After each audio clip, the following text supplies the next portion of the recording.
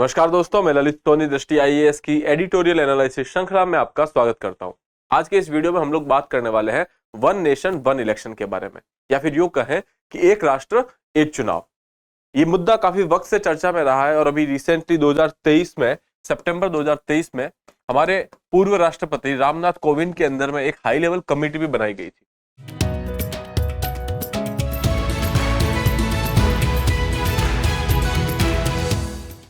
इस मुद्दे में हम लोग बात करने वाले हैं कि इससे हमें क्या लाभ हो सकते हैं, इसके सामने इसके इम्प्लीमेंटेशन में जो है चुनौतियां क्या क्या होगी, ये सारी चीजें हम लोग इसमें बात करेंगे। आज का आर्टिकल जो है द हिंदू से लिया गया है, जिसका टाइटल है the idea of one nation one election is against federalism. इस आर्टिकल में जो बात की गई है, जनरली बात की गई कि कैसे ये संघीय ढांचे के विपरीत है, लेकिन हम इसमें और भी चीजों को देखेंगे, इसको होलिस्टिक तरीके से देखने की कोशिश करेंगे। ठीक है, चलिए आगे बढ़ते हैं। आगे बढ़ने से पहले आपके लिए एक इंपॉर्टेंट सूचना है कि दृष्टि आईएएस लर्निंग ऐप पर जो भी उपलब्ध कोर्स हैं, उसमें सभी online course, pen drive courses और टेस्ट सीरीज पर आपको 20 से 50% की छूट मिलेगी गणतंत्र दिवस के अवसर पर। इसके लिए आपको जो लिंक है डिस्क्रिप्शन में दिया जाएगा और आप ये ऑफर अवेल करवा सकते हैं। आगे बढ़ते हैं और हम देखते हैं कि इस वीडियो की रूपरेखा कुछ इस तरीके की रहेगी कि इसमें हम लोग देखेंगे कि पहले तो ये खबरों में क्यों है। जैसा कि मैंने आपको बताया कि एक हाई लेवल कमेटी बनी है, उसके बारे में हम लोग बात करेंगे। फिर हम लोग लेखक का दृष्टिकोण देखेंगे। यहाँ पे आपके सामने एक एडिटोरियल आर्टिकल है जो कि द हिंदू से लिया गया है, जिसका टाइटल है the idea of one nation one election is against federalism. ठीक है, और इसका इनके जो लेखक है वो एक एडवोकेट है मद्रास हाई कोर्ट में। इसके अलावा वो डीएमके पार्टी के स्पोक पर्सन भी है।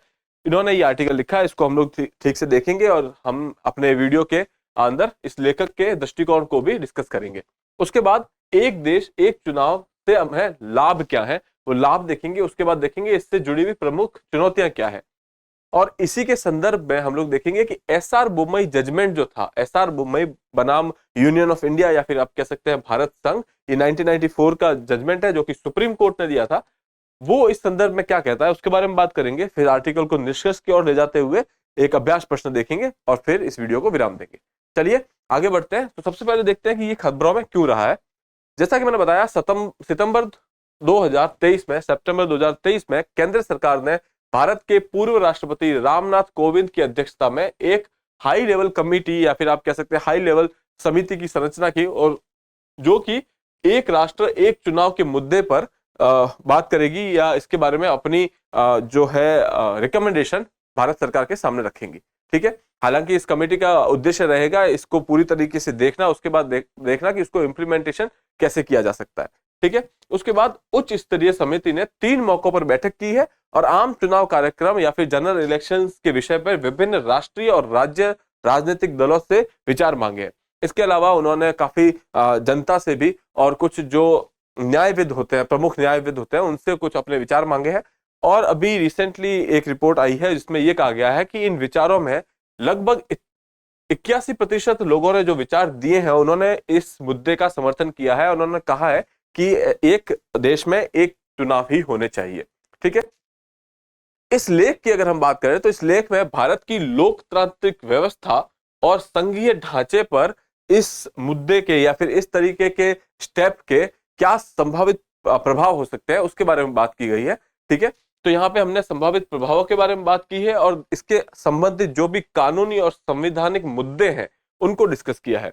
ठीक है, जैसे कि मान लीजिए कि जब हम बात करते हैं एक देश एक चुनाव में, तो इससे रिलेटेड संवैधानिक मुद्दे क्या है, कैसे ये फेडरलिज्म को या संघीय ढांचे को जो है प्रभावित करता है, या फिर आप ये कहें कि कैसे हमारे लोकतंत्र को प्रभावित करता है। ये सारी चीजें बेसिकली इस आर्टिकल में, इस लेख में डिस्कस की गई है। इसके अलावा हम लोग सुप्रीम कोर्ट की भी भूमिका इसमें देखेंगे। ठीक है, चलिए आगे बढ़ते हैं।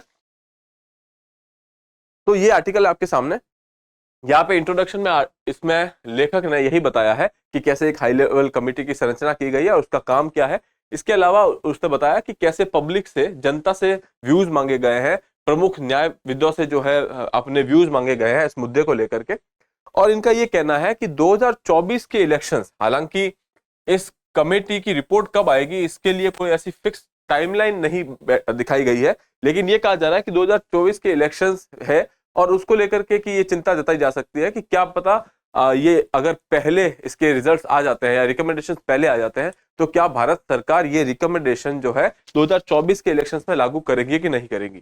ठीक है, लेकिन हालांकि अभी तक की अगर हम बात करें तो ऐसी कोई टाइमलाइन नहीं फिक्स की गई है, ये सिर्फ एक लेखक का अपना पर्सनल ओपिनियन है। ठीक है, इसके अलावा हम लोग आगे देखेंगे, लेखक ने कहा है कि इस मुद्दे से आप ये कहें कि हमारे लोकतांत्रिक ढांचा और संघीय ढांचे को प्रभावित करने की ये क्षमता रखता है, इसलिए ये काफी इंपॉर्टेंट हो जाता है। उसके अलावा लेखक ने ये कहा है कि जो ये समिति बनी है, हाई लेवल समिति बनी है रामनाथ कोविंद के अंडर में, उनका एक रुझान है, उनका एक आप ये कह सकते हैं इंक्लिनेशन है कि वो शायद इसके पक्ष में फैसला दें, इसके पक्ष में रिकमेंडेशंस दें। ठीक है, लेकिन ये सब सिर्फ स्पेकुलेशंस है, ये राइटर के अपने ओपिनियंस है। इसके अलावा इसमें आर्टिकल में डिस्कस किया गया है कि आर कॉमन इलेक्शन फिजिबल, क्या एक चुनाव जो है वो फिजिबल है, करवाया जा सकता है। इसके अंदर कुछ मुद्दे डिस्कस किए गए हैं। तो यहाँ पे देखेंगे कि 2014 जनरल इलेक्शंस की बात करें तो उसमें लगभग 3,870 करोड़ का खर्चा आया था, और इसीलिए इसके जो समर्थक है वो ये बोलते हैं कि अगर हम लोग बार बार इलेक्शंस करवाते हैं तो ये खर्चा बार बार आता है, इसकी वजह से चुनाव की प्रक्रिया में बहुत सारा पैसा खर्च हो जाता है, और इसलिए अगर हम लोग एक ही बार चुनाव करवाएंगे तो वो पैसा एक ही बार खत्म होगा, एक ही बार लगेगा, उसके बाद उसको बार बार खर्च करने की जरूरत नहीं पड़ेगी। क्या होता है कि जब मान लीजिए जब हम इलेक्शंस की बात करें तो पहले हमारे, अगर हम बात करते हैं कि 1959 में पहली बार केरला में सरकार गिरती है, ठीक है, और उसकी वजह से वहां पे प्रेसिडेंट रूल लगाया जाता है। लेकिन पहले अलग इलेक्शन, अगर हम बात करें कि स्टेट असेंबली के विधान सभा के अलग इलेक्शंस जो हुए थे वो पहली दफा 1967 में हुए थे, 1967 में पहली दफा हुए थे। उससे पहले हमारे देश में लोकसभा के इलेक्शंस और स्टेट विधानसभाओं के इलेक्शंस एक साथ ही होते थे। ठीक है, तो उस वक्त जो खर्चा होता था वो एक ही बार होता था। लेकिन उसके बाद पहली बार जैसे जैसे आपको पता होगा कि हमारे यहाँ पे जो क्षेत्रीय राजनीति का प्रभाव बढ़ने लगा, और उसके बाद धीरे धीरे इन सारे राज्यों में कहीं ना कहीं आप देखेंगे कि या तो सरकारें गिर जाती थी या फिर दल बदली होती थी। इन सब मुद्दों की वजह से ये इलेक्शंस जो है धीरे धीरे अलग अलग होने लगे। अभी भी कुछ राज्य हैं जैसे कि सिक्किम है, सिक्किम है, उड़ीसा है, अरुणाचल है, अरुणाचल प्रदेश है, और आंध्र प्रदेश। ये कुछ राज्य है जो लोकसभा इलेक्शंस के साथ साथ अपने स्टेट के असेंबली के इलेक्शंस करवाते हैं। लेकिन इसके अलावा अगर हम बाकी राज्यों की बात करें तो कहीं ना कहीं इनके तारीखों में कुछ हेर फेर रहता है। ठीक है, तो यहाँ पे मुद्दा ये था कि इसकी वजह से जो है चुनावों पे खर्चा बहुत बढ़ जाता है, और उसको कंट्रोल करने के लिए अगर एक ही बार चुनाव करवाए जाएंगे तो वो काफी फेवर में रहेगा। ठीक है, यहाँ पे एक चीज ये बोली गई। दूसरी चीज यहाँ पे बोली गई थी कि मॉडल कोड ऑफ कंडक्ट, जो इलेक्शन के पहले इलेक्शन कमीशन जो है एक मॉडल कोड ऑफ कंडक्ट लगाती है, जिसकी वजह से कुछ चीजों में रेस्ट्रिक्शन लग जाती है, सरकार कुछ कार्य नहीं कर सकती या फिर कोई ऐसी स्कीम लॉन्च नहीं कर सकती जो कि इलेक्शंस को इन्फ्लुएंस कर सकती है। तो ये मॉडल कोड ऑफ कंडक्ट की वजह से क्या होता है कि सरकार की नीतियों पे काफी अंकुश लग जाता है, सरकार नई नीतियां लॉन्च नहीं कर सकती, और इससे क्या होता है कि आपके एडमिनिस्ट्रेशन में कहीं ना कहीं आप ये कह सकते हैं पॉलिसी मेकिंग वगैरह में कहीं ना कहीं एक गैप आ जाता है, या फिर ये कह सकते हैं बहुत देरी होने लगती है। तो उसको भी, उसका निदान करने के लिए यहाँ पे ये कहा गया था कि आप एक ही बार इलेक्शंस करवाइए, फिर 5 साल तक आप पूरा फोकस जो है गवर्नेंस पे रखेंगे। ठीक है, ये दो चीजें यहाँ पे डिस्कस की गई। तो जब हम कहते हैं कि इसके विरोध में जो ओपिनियन आते हैं वो ये कहते हैं कि देखिए खर्चा होता है, लेकिन वो खर्चा लोकतंत्र को बनाए रखने के लिए जरूरी है। तो अगर हमको लोकतंत्र के लिए इतनी कीमत देनी पड़ रही है तो इसमें कोई बड़ी बात नहीं है। दूसरा, जो ये मॉरल कोड ऑफ कंडक्ट है वो इसलिए लागू किया जाता है कि मतदाताओं पर किसी तरीके का प्रभाव ना हो, कोई इन्फ्लुएंस ना हो। तो इसलिए ये भी इंपॉर्टेंट है कि ये भी वैसे के वैसे रहे। ठीक है, तो ये ऑपोजिशन के या फिर ये कह सकते हैं जो ओपोनेंट है जो इसके विपरीत बात कर रहे हैं उनके कुछ सुझाव है। ठीक है, अब अगर हम बात करते हैं तो आगे लीगल कंसर्न्स के बारे में बात की है, वित्तीय चैलेंज क्या हो सकते हैं आपके साथ, वित्तीय चुनौतियां क्या हो सकती है। तो जब हम वित्तीय चुनौतियों की बात करते हैं तो यहाँ पे एसआर बुम्बई केस का यहाँ रेफरेंस दिया गया है, जिसे हम लोग डिटेल में आगे देखेंगे। ठीक है, तो यहाँ पे एसआर बुम्बई के केस का रेफरेंस दिया गया है जिसे हम बाद में देखेंगे।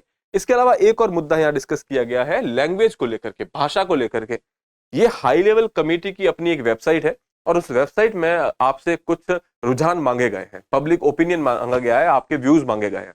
लेकिन वो व्यूज और जो डेटा वेबसाइट पर उपलब्ध है वो हिंदी और इंग्लिश में उपलब्ध है।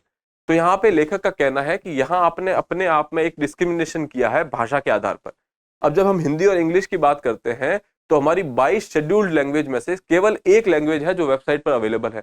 और जब आप रुझान मांग रहे हैं पब्लिक से, जनता से आप रुझान मांग रहे हैं इस चीज के बारे में, तो आपको ऐसी भाषा में रखना चाहिए था कि कम से कम जनता उस चीज को समझ सके। तो यहाँ पे एक ऐसी चीज है जो डिफरेंट एंगल यहाँ पे डिस्कस किया गया है भाषा को लेकर के, कि ये वेबसाइट केवल हिंदी और इंग्लिश में जो है डेटा उपलब्ध करवा रही है, रुझान मांग रही है। ठीक है, इसके अलावा बात आ जाती है यहाँ पे, अगला मुद्दा है इलेक्शन कमीशन का। लेखक का कहना है कि इलेक्शन कमीशन जो है इंडिपेंडेंट बॉडी है, लेकिन इस मुद्दे में वो एकदम शांत है, इस मुद्दे में वो कोई बात नहीं कर रहे हैं, जबकि इसमें इनका रोल होना चाहिए था। इलेक्शन कमीशन इस पे अपना ओपिनियन देना चाहिए कि एक राष्ट्र में एक चुनाव होने चाहिए या फिर अलग अलग जो राज्यों में चुनाव हो रहे हैं वो सही चल रहे हैं। ठीक है, तो यहाँ पे इलेक्शन कमीशन के मौन पर भी लेखक ने बात की है। और इसके अलावा यहाँ पे अंतिम में एक सवाल पूछा है, can one nation one election be stop, क्या इसको रोका जा सकता है? तो यहाँ पे एक चीज है कि अभी जो रूलिंग पार्टी है वो चाहती है कि वन नेशन वन इलेक्शन हो। उन्होंने एक कमेटी बनाई, कमेटी की रिकमेंडेशन ये माना जा रहा है कि शायद उसका भी रुझान जो है वो इसके पक्ष में है। लेकिन अब इसके बाद भी क्या इसको रोका जा सकता है? तो ऐसा है कि हाँ, इसको रोका जा सकता है, क्योंकि अगर कोई एग्जीक्यूटिव एक्शन ले लेता है, कार्यपालिका कोई एक्शन लेती है, तो उसके बाद भी हमारे पास न्यायपालिका है जहां पे आप उसके एक्शन को चैलेंज कर सकते हो। आप जुडिशियल रिव्यू में जाकर के, न्यायिक समीक्षा में जाकर के सुप्रीम कोर्ट और हाई कोर्ट के पास जा सकते हो और इस पे जो है स्टे ला सकते हो, अगर सुप्रीम कोर्ट और हाई कोर्ट आपसे कन्विंस हो जाती है। ठीक है, इसलिए ये कहा जा रहा है यहाँ पे कि यहाँ पे सुप्रीम कोर्ट का भी कुछ रोल हो सकता है, क्योंकि भारत में जो है कॉन्स्टिट्यूशन सुप्रीम है। और यहाँ पे ये कहा जा रहा है कि ये लेखक के अनुसार ये हमारे लोकतांत्रिक और संघीय ढांचे को इफेक्ट कर सकता है। ठीक है, जो कि कॉन्स्टिट्यूशन का बेसिक स्ट्रक्चर है। तो सुप्रीम कोर्ट इसके ऊपर डिसाइड करेगी अगर ये मुद्दा इंप्लीमेंटेशन के बाद जो है सुप्रीम कोर्ट तक पहुंच जाता है। तो मोटे मोटे तौर पर इस आर्टिकल में यही बातें की गई है। और हम लोग अब देख लेते हैं इसको थोड़े होलिस्टिक व्यू में, थोड़ा आसपास की और चीजें भी यहाँ डिस्कस कर लेते हैं। इसके लाभ क्या है, एक देश एक चुनाव के लाभ क्या है? यहाँ पे आप जैसे मैंने बताया, केंद्रित शासन, एक बार चुनाव होंगे उसके बाद जो सरकार होगा उसका पूरा ध्यान शासन पे होगा, एडमिनिस्ट्रेशन पे होगा, गवर्नेंस पे होगा। ठीक है, तो इससे क्या होगा कि एक आप ये कहेंगे कि सरकार जो है एफिशिएंटली चल पाएगी, थोड़ी एफिशिएंट होगी। इसके अलावा नीतिगत निर्णयों की निरंतरता, क्योंकि मैंने बताया कि मॉरल कोड ऑफ कंडक्ट जब लगता है तो वहां पे पॉलिसी को लेकर के, पॉलिसी डिसीजन को लेकर के डिले हो जाते हैं। ठीक है, नीतिगत निर्णयों को लेकर के डिले होते हैं। लेकिन अब अगर इलेक्शंस एक बार हो रहे हैं, मॉरल कोड ऑफ कंडक्ट भी एक बार लग रहा है, तो ये डिलेज जो है वो नहीं होंगे और पॉलिसी डिसीजंस में निरंतरता रहेगी, कंटिन्यूटी रहेगी। ठीक है, इसके अलावा चुनावों की लागत में कमी, अगर एक बार चुनाव होंगे तो एक ही बार लागत लगेगी। ठीक है, इसके अलावा निर्वाचन आयोग के द्वारा किए जाने वाले खर्च को भी कम किया जा सकता है, क्योंकि जब बार बार चुनाव होते हैं तो निर्वाचन आयोग को बार बार खर्च करना पड़ता है। ठीक है, तो इसके एक चीज ये होगी कि निर्वाचन आयोग द्वारा जो खर्च होगा वो भी कम हो जाएगा। दूसरा, एक ही मतदाता सूची का उपयोग किया जाता है, क्योंकि अगर स्टेट असेंबली के इलेक्शंस अलग होते हैं तो उनकी मतदाता सूची अलग बनती है। लेकिन अगर आप मान लीजिए कि आपके सारे चुनाव एक ही बार में हो रहे हैं, तो इलेक्शन कमीशन ऑफ इंडिया एक ही सूची बनाएगी जिससे सारे चुनाव हो जाएंगे। ठीक है, इसके अलावा सुरक्षा बलों की तैनाती में कमी, जब इलेक्शंस होते हैं और इलेक्शन सही तरीके से सुचारू रूप से हो पाए, इसके लिए बहुत इंपॉर्टेंट होता है सुरक्षा बलों को तैनात करना। अगर बार बार इलेक्शंस होते हैं तो सुरक्षा बलों को बार बार तैनात करना पड़ता है, अलग अलग जगह पे भेजना पड़ता है। अगर एक ही बार इलेक्शंस होंगे तो एक ही बार में ये सारी चीजों का ध्यान रखा जा सकता है। ठीक है, इसके अलावा है खरीद फरोख्त का अंत। जब भी इलेक्शंस होते हैं, बहुत दुखपूर्ण बात है ये कि खरीद फरोख्त होती है, दल बदली की जाती है, पैसों से वोटों को खरीदा जा सकता है, और ये सारी चीजें जो है इनका अंत हो सकता है अगर स्टेट मशीनरी एक ही बार एफिशिएंट तरीके से काम कर पाएगी तो। ठीक है, तो ये तो कुछ लाभ हो गए। इसके बाद अगर हम चुनौतियों की बात करें तो यहाँ पे बहुत सारी चुनौतियां हैं। अगर हम व्यवहार्यता को लेकर के बात करें, इंप्लीमेंटेशन को लेकर के बात करें, तो बहुत सारी चुनौतियां हैं। क्या है कि आपको पता होगा कि हमारी जो विधानसभाएं हैं या फिर लोकसभा है, उनका कार्यकाल जो है वो 5 वर्षों का निर्धारित किया गया है संविधान के द्वारा। लेकिन अभी अगर हम बात करते हैं कि सारी विधानसभाओं के इलेक्शंस लोकसभा के साथ हो, तो उनका क्या होगा? वो विधानसभाएं जहां पे सरकारें अभी बनी हुई है, तो या तो वहां पे सरकारों को गिराया जाना पड़ेगा, वहां पे सरकारों को निरस्त करना पड़ेगा। अदरवाइज जहां पे आप ये कह सकते हैं कि कहीं कहीं उन विधानसभाओं के कार्यकाल को बढ़ाना पड़ेगा, ताकि आप ये कहें कि आपके लोकसभा इलेक्शन तक वो सरकार वहां बनी रहे। तो यहाँ पे अल्टीमेटली दो बातें की जा रही है कि एक साथ चुनाव को लागू करने के लिए मौजूदा विधानसभाओं के कार्यकाल को मनमाने ढंग से कटौती करनी पड़ेगी या फिर उनके कार्यकाल में वृद्धि करनी पड़ेगी, तभी तो आप उनको बराबर ला सकते हैं। जैसे मान लीजिए कि कोई सरकार है, 2024 में हमारे जनरल इलेक्शन है लोकसभा के, लेकिन कुछ राज्यों में अभी कुछ वक्त पहले ही इलेक्शन हुए, जैसे मान लीजिए राजस्थान में। तो राजस्थान में अभी इलेक्शन हुए हैं, यहाँ पे असेंबली अभी बनी है, तो आप ऐसा तो नहीं है कि अभी उसको तुरंत ही निरस्त कर देंगे, या फिर अगर आपको यहाँ पे वापस इलेक्शन करवाना है तो या तो इसको निरस्त करना पड़ेगा या इसके कार्यकाल को बढ़ाना पड़ेगा। ठीक है, लेकिन ये सारी चीजें असंवैधानिक हो सकती है, क्योंकि संविधान कहता है कि या तो वहां पे 5 साल का कार्यकाल हो, दूसरी बात नहीं तो फिर वहां पे मैंडेट हो, जो वहां के लोगों का मैंडेट हो। ठीक है, तो ये काफी एक चुनौतीपूर्ण कार्य रहेगा कि कैसे उनके कार्यकाल को आप इलेक्शंस के साथ सिंक्रोनाइज करेंगे। दूसरा, ऐसा कदम लोकतंत्र और संघवाद को कमजोर करेगा। ठीक है, तो ये आपके ये कह सकते हैं कि आपके डेमोक्रेसी और फेडरलिज्म के अगेंस्ट है। ठीक है, तीसरी चीज है, यदि केंद्र या राज्य की सरकार का कार्यकाल मध्य में ही गिर जाते हैं तो क्या किया जाएगा। ये तो ऐसा है कि अगर आपने इलेक्शंस करवा दिए और मान लीजिए कहीं 5 साल से पहले सरकार गिर जाती है, तो ऐसी कंडीशन में आप क्या करेंगे? आप फिर से वापस इलेक्शन करवाएंगे या फिर उसी सरकार के कार्यकाल को बढ़ाएंगे? तो ये भी एक चुनौती है। इसके अलावा जैसा कि 1959 में केरला की सरकार गिर जाती है तो वहां पे प्रेसिडेंट रूल लगाया जाता है। जब प्रेसिडेंट रूल लगाया जाता है तो आप ये देखिए कि वहां पे आप ये कह सकते हैं कि जो वहां की पब्लिक ओपिनियन है या पब्लिक के द्वारा चुनी गई सरकार है वो वहां पे नहीं है, तो ये एक चीज जो है लोकतंत्र के खिलाफ हो जाती है। ठीक है, इसके अलावा इस परिदृश्य में प्रत्येक राज्य में दोबारा चुनाव कराया जाएगा या राष्ट्रपति शासन अधिरोपित किया जाएगा, जो कि हमने यहाँ पे देखा। ठीक है, इसके अलावा अगर विधिक चुनौतियों की बात करें, कानूनन चुनौतियों की बात करें, तो यहाँ पे कुछ ऐसा है कि एक साथ अगर आपको चुनाव करवाने हैं तो आपको कुछ अमेंडमेंट करवाने पड़ेंगे, कुछ कुछ चीजों में संशोधन करवाने की आवश्यकता होगी, जैसे कि संविधान में पहले, उसके अलावा जो आपका जन प्रतिनिधि अधिनियम है, रिप्रेजेंटेशन ऑफ पीपल अधिनियम है उसके अंदर, और लोकसभा और विधानसभाओं के रूल ऑफ प्रोसीजर के अंदर, इन सब में आपको संशोधन करवाना पड़ेगा, तब जाकर के आप एक साथ चुनाव करवा सकते हैं। दूसरी बात, इसके लिए कम से कम 50 राज्यों से अनुसमर्थन प्राप्त करने की आवश्यकता होगी, क्योंकि आपको पता है कि जब भी हम संघीय ढांचे के साथ छेड़छाड़ करने की कोशिश करते हैं या संशोधन करने की कोशिश करते हैं तो वहां पे एक स्पेशल मेजोरिटी काम में आती है। वो स्पेशल मेजोरिटी में आपको 50% राज्यों से अनुसमर्थन लेने की आवश्यकता रहेगी, जो कि अपने आप में बहुत ही डिफिकल्ट काम है।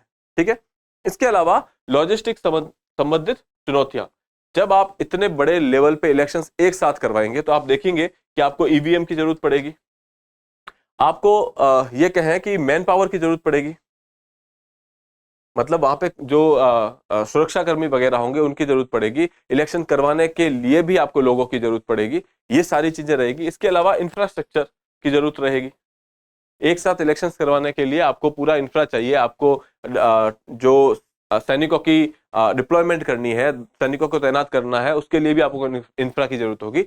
ये सारी चीजें जो है अपने आप में एक चुनौतियां हैं। ठीक है, इसके अलावा क्षेत्रीय हितों पर ग्रहण, जब आप बार बार इलेक्शंस करवाते हैं, जब आप मान लीजिए कि लोकसभा का इलेक्शन हुआ, उसके लगभग 2 साल के बाद अगर मान लें कि किसी राज्य में विधानसभा का इलेक्शन होता है, तो पब्लिक को 2 बार मौका मिलता है अपने इंटरेस्ट को सामने रखने का, अपने हितों को सामने रखने का। लेकिन अगर एक ही बार इलेक्शंस होते हैं तो 5 साल के लिए आपके पास आप जवाबदेही नहीं होते हैं, तो वहां पे एक जवाबदेही की कमी आ जाती है कहीं ना कहीं। तो वो यहाँ पे होगा क्षेत्रीय हितों पर जो है जवाबदेही की कमी आ जाएगी, क्योंकि यहाँ पे पहले जब अगर हम देखते हैं तो 5 साल के अंदर 2 बार इलेक्शन हो जाते थे, अब वो एक ही बार होंगे। ठीक है, तो यहाँ पे जो रीजनल इंटरेस्ट है वो सामने रखने के कम मौके मिलेंगे। ठीक है, इसके अलावा अगर जब हम आगे बढ़ते हैं तो जैसे मैंने बताया एसआर बोम्मई बनाम भारत जजमेंट जो था सुप्रीम कोर्ट का, उसके बारे में भी यहाँ पे इस आर्टिकल में रेफरेंस था। इस जजमेंट में सुप्रीम कोर्ट ने घोषणा की थी कि राज्यों का एक संवैधानिक अस्तित्व है, इनका खुद का एक अस्तित्व है, और इसकी वजह से इनके इलेक्शंस भी होते हैं, ये सारी चीजें होती है, इनको अपने इंटरेस्ट सामने रखने का भी मौका मिलता है।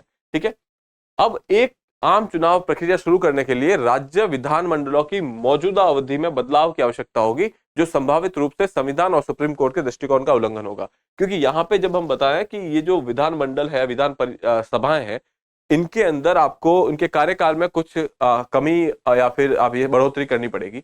तो ये जो चीज है ये संविधान के खिलाफ है, और ऐसा जो एसआर बोम्मई में भी कहा गया है, क्योंकि ये जो फेडरल स्ट्रक्चर है, राज्यों का अपना अस्तित्व होना, संघीय ढांचा होना, ये एक बेसिक स्ट्रक्चर का पार्ट है। तो इनके साथ छेड़खानी करना, यहाँ पे लेखक के अनुसार ये कहा जा रहा है कि ये संविधान और सुप्रीम कोर्ट के इस फैसले के खिलाफ होगा। ठीक है। दूसरी बात हमने यहाँ डिस्कस की थी कि क्या इस चीज को रोका जा सकता है। तो यहाँ पे यह है कि अनुमान यह है कि सुप्रीम कोर्ट इस प्रस्ताव से जुड़े मुद्दों को सुलझाने में महत्वपूर्ण भूमिका निभा सकता है, क्योंकि जैसे मान लीजिए सरकार कोई ऐसा ठोस कदम उठाती है, ठीक है, कोई ऐसा डिसीजन लेती है, तो उसके बाद अगर कोई इसको कॉन्स्टिट्यूशनली चैलेंज करता है तो सुप्रीम कोर्ट फाइनली अपना जजमेंट यहाँ पे सुनाएगी, और जो कि फाइनल होगा, बाइंडिंग होगा। ठीक है। अब इस सारे मुद्दे की बात करने के बाद हम लोग निष्कर्ष पे आते हैं। निष्कर्ष कुछ इस तरीके का है कि एक साथ चुनाव की अवधारणा को लागू करने के लिए संविधान और अन्य कानूनों में संशोधन की आवश्यकता होगी। ये चीज ठीक है, लेकिन यह कार्य इस प्रकार किया जाना चाहिए कि लोकतंत्र और संघवाद के मूल सिद्धांतों को चोट ना पहुंचे। ठीक है। संविधान के मूल सिद्धांत हो या संघवाद के मूल सिद्धांत हो, इनको चोट ना पहुंचे। इसके अलावा एक और चीज की जा सकती है कि जब ये कमेटी बनी है, एक समिति बनी है, इस समिति को सारे स्टेक होल्डर्स से बातचीत करनी होगी, और इस प्रोसेस को बहुत जल्दी में खत्म नहीं करना है। पूरा अपना टाइम लेकर के इसके ऊपर पूरा डिस्कशन करके उसके बाद किसी निर्णय पे पहुंचने की आवश्यकता है। ठीक है। इसी के साथ हम लोग आगे बढ़ेंगे एक अभ्यास प्रश्न की तरफ। आप देखेंगे वर्तमान में कौन से राज्यों में लोकसभा चुनाव के साथ विधानसभा के चुनाव होते हैं। ऑप्शंस है महाराष्ट्र और गुजरात, बी है अरुणाचल प्रदेश, सिक्किम, आंध्र प्रदेश और ओडिशा, सी तमिलनाडु और कर्नाटक, डी उत्तर प्रदेश और बिहार। आपको इस सवाल को अटेम्प्ट करना है और अपना उत्तर जो है कमेंट बॉक्स में डालना है। ठीक है। इसी के साथ मैं आपसे आज्ञा लूंगा। अगर आपने इस चैनल को सब्सक्राइब नहीं किया है तो प्लीज इसको सब्सक्राइब कर दीजिए, और आपसे मैं मिलूंगा अगले एपिसोड में। तब तक के लिए have a good day. Thank you. Dear viewers, अपने एग्जाम की तैयारी को और बेहतर करने के लिए हमारे चैनल को लाइक, शेयर और सब्सक्राइब करना न भूलें।